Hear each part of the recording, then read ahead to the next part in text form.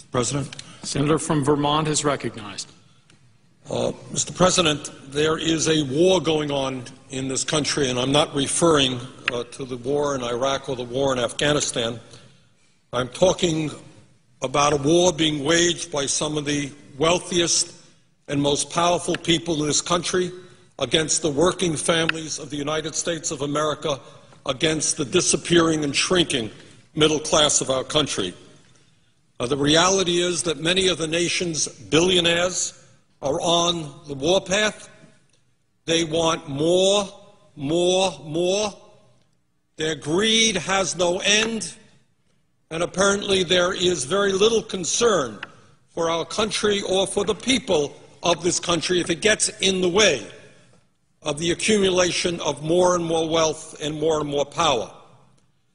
Mr. President, in the year 2007, the top 1% of all income earners in the United States made 23.5% of all income. Top 1% earned 23.5% of all income, more than the entire bottom 50%. That's apparently not enough. The percentage of income going to the top 1% nearly tripled since the 1970s. In the mid-1970s, the top 1% earned about 8% of all income. In the 1980s, that figure jumped to 14%. In the late 1990s, that 1% earned about 19%. And today, as the middle class collapses, top 1% earns 23.5% of all income, more than the bottom 50%. Today, if you can believe it, the top 1/10 of 1% earns about 12 cents of every dollar earned in America. So we talk about a lot of things on the floor of the Senate, but somehow we forget to talk about the reality of who is winning in this economy and who is losing. And it is very clear to anyone who spends 2 minutes studying the issue that the people on top are doing extraordinarily well at the same time as the middle class is collapsing and poverty is increasing. Mr. President, if you can believe this, many people out there are angry. They're wondering what's happening to their own income, to their lives, to the lives of their kids. Since between 1980 and 2005, 80% of all new income created in this country went to the top 1%. 80% of all new income. And that's why people are wondering and asking, what's going on in my life? How come I'm working longer hours for lower wages? How come I'm worrying about whether my kids will have as good a standard of living as I've had? From 1980 to 2005, 80% of all income went to the top 1%. Today, the Wall Street executives, the crooks on Wall Street, whose actions resulted in the severe recession that we are in right now, the people whose actions, illegal actions, reckless actions, have resulted in millions of Americans losing their jobs, their homes, their savings. Guess what? After we bailed them out, the CEOs today are now earning more money than they did before the bailout.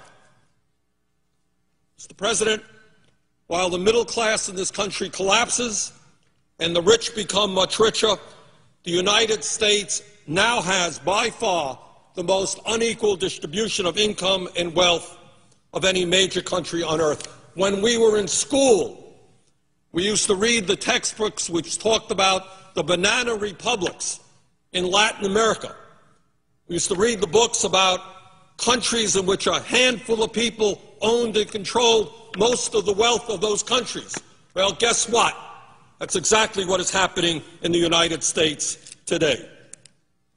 Mr. President, the wealthiest people in this country, not all of them, by the way, not all of them. There are many wealthy people in this country who understand and are proud to be Americans, who understand that one of the things that's important is that all of us do well.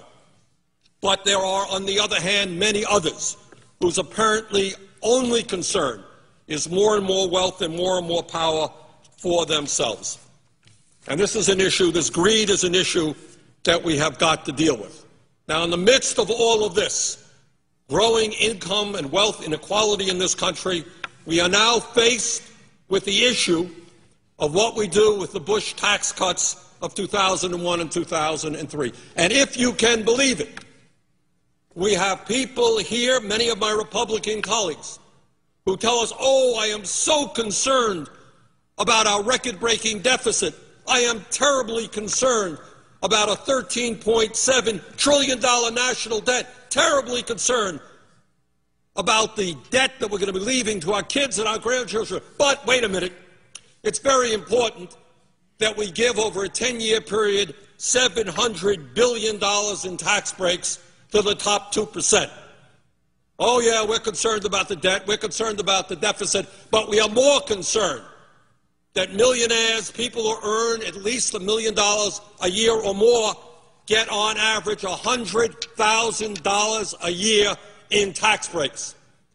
So you got a $13.7 trillion national debt growing. You got growing income inequality, top 1% earning more income than the bottom 50%. But the highest priority of many of my Republican colleagues is to make sure that millionaires and billionaires get more tax breaks. I think that that is absurd. But it is not only income tax rates that we're dealing with. It is the estate tax as well. And let's be clear, while some of my friends want to eliminate completely the estate tax, which has been in existence in this country since 1916, let us be clear that every nickel of benefit, all of those benefits, will go to the top 0.3%. And if we did, as some of my friends would like, eliminate the estate tax completely, it would cost us $1 trillion in revenue over a 10-year period, all of the benefits going to the top 0.3%. So I am sure that in a little while my friends are going to come down to the floor and say, we're very concerned about the deficit, we're very concerned about the national debt, but you know what we're more concerned about? Giving huge tax breaks to the wealthiest people in this country. But, Mr. President, the tax issue is just one part of what some of our wealthy friends want to see happen in this country. The reality is that many of these folks want to bring the United States back to where we were in the 1920s. And they want to do their best to eliminate all traces of social legislation which working families fought tooth and nail to develop to bring a modicum of stability and security to their lives. There are people out there, not all, but there are some who want to privatize or completely eliminate Social Security. They want to privatize or cut back substantially on Medicare. Yeah, you're 75 years of age and you have no money. Good luck to you getting your health insurance at an affordable cost from a private insurance company. I am just sure there are all kinds of private insurance companies out there just delighted to take care of low-income seniors who are struggling with cancer or another disease. Mr. President, furthermore, there are corporate leaders out there and many members of Congress who not only want to continue, they want to expand our disastrous trade policies. My wife and I went shopping the other day, started our Christmas shopping. And we looked, and virtually every product that was out there in the store, consumer products, was China, China, and China. We seem to be a country in which we have a 51st state named China, which is producing virtually all of the products that we as Americans consume. Our trade policy has resulted in the loss of millions of good-paying jobs as large corporations and CEOs have said, why do I want to reinvest in America when I can go to countries where people are paid 50 cents, 75 cents an hour? That's what I'm going to do, to act with the working people of this country. So not only are we saddled with this disastrous trade policy? There are people who actually want to expand it. Now, one of the things that we're going to see going on is that while we struggle with a record-breaking deficit and a large national debt caused by the wars in Iraq and Afghanistan, caused by tax breaks for the wealthy, caused by an unpaid-for Medicare Part D prescription drug program, caused by the Wall Street bailout, driving up the deficit, driving up the national debt. That some people can say, oh, my goodness, we got all of those expenses, and then we got to give tax breaks to millionaires and billionaires, but we want to balance the budget. Gee, how are we going to do that? Well, obviously, we know how they're going to do that. We're going to cut back on health care. We're going to cut back on education. We're going to cut back on child care. We're going to cut back on Pell programs. We just don't have enough money for working families and their needs. We're going to cut back on food stamps. We're surely not going to expand unemployment compensation. We got a higher priority, Mr. President. We have got to give tax breaks to billionaires. I mean, that's what this whole place is about, isn't it? They fund the campaigns. They get what's due them. Mr. President, amazingly enough, we have our friends on Wall Street, the CEOs of the large financial institutions. They want to rescind or slow down many of the provisions, the very modest provisions in the financial reform bill. I voted for the financial reform bill, but I will tell you clearly it did not go anywhere near far enough, but it went too far for our Wall Street friends and their lobbyists who are all over here. And for the hundreds of millions of dollars Wall Street spends on this place, they want to rescind, slow down some of the reforms there.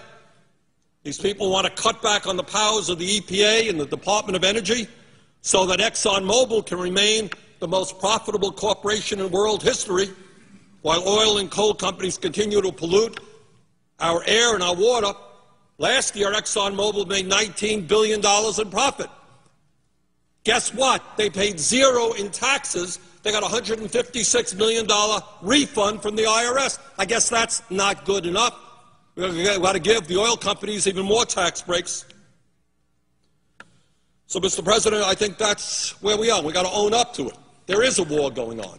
The middle class is struggling for existence, and they're taking on some of the wealthiest and most powerful forces in the world whose greed has no end. And if we don't begin to stand together and start representing those families, there will not be a middle class in this country. Mr. President, with that, I would yield the floor. Senator from